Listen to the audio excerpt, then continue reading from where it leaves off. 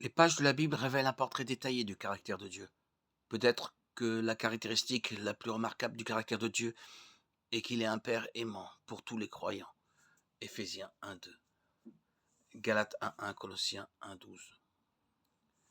Dans les Écritures, de nombreux noms différents sont utilisés pour décrire Dieu.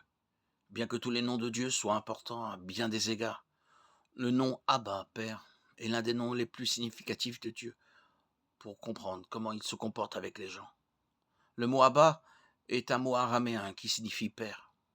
C'était un terme courant qui exprimait l'affection et la confiance.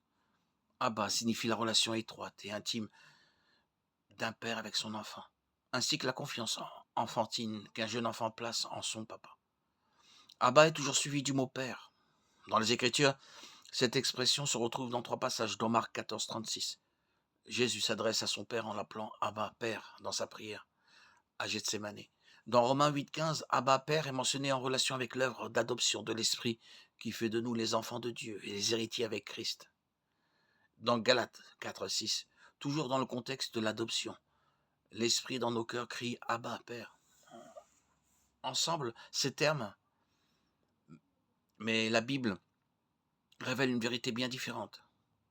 Nous sommes tous ses créatures, nous sommes sous son autorité et sa seigneurie, et tous seront jugés par lui. Mais le droit d'être un enfant de Dieu et de l'appeler Abba, Père, est quelque chose que seuls les chrétiens nés de nouveau ont. Jean 1:12-13. Lorsque nous naissons de nouveau, nous sommes adoptés dans la famille de Dieu, rachetés de la malédiction du péché et faits héritiers de Dieu. Romains 8:17, Jean 3:1-8, Galates 4:7. Une partie de cette nouvelle relation est que Dieu nous traite désormais différemment, comme une famille. Cela change la vie de comprendre ce que signifie pouvoir appeler le seul vrai Dieu notre Père et ce que signifie être cohéritier avec Christ. En raison de notre relation avec notre Abba, Père, il ne nous traite plus comme des ennemis.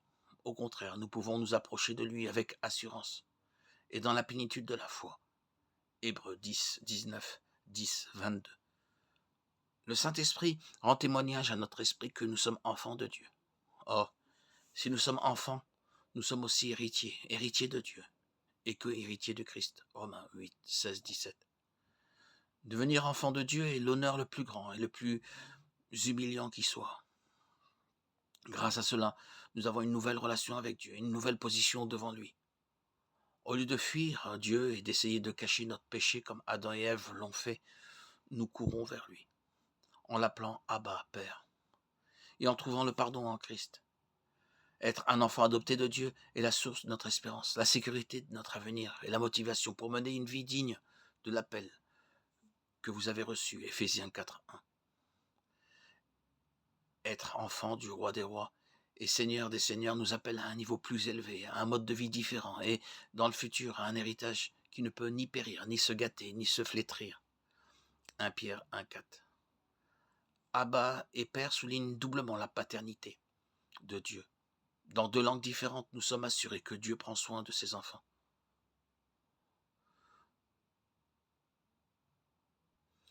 Lorsque Jésus a enseigné à ses disciples à prier, il a commencé par les mots Notre Père. Il y a beaucoup de vérité dans ces 2 mots.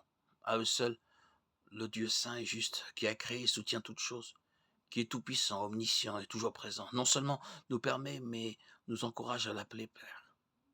Quel privilège, quelle grâce extraordinaire. Que Dieu nous aime autant, que Jésus se sacrifie pour nous, que le Saint-Esprit habite en nous et suscite notre cri intime de Abba, Père.